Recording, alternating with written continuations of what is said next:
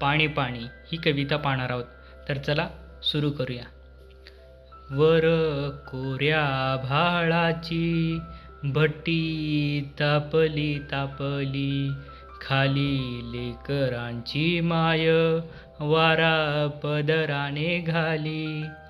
वाऱ्याखाली कसे बसे उभे रोप ज्वारीचे, एक मलूल पोपटी दोन सुकल्या पात्यांचे.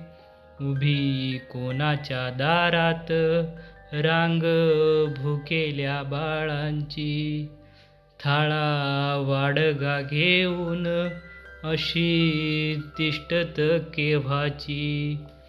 पोरक्या अर्भकांना एक पाणी का मिळेना, उभ्या डोळ्यामध्ये थेंब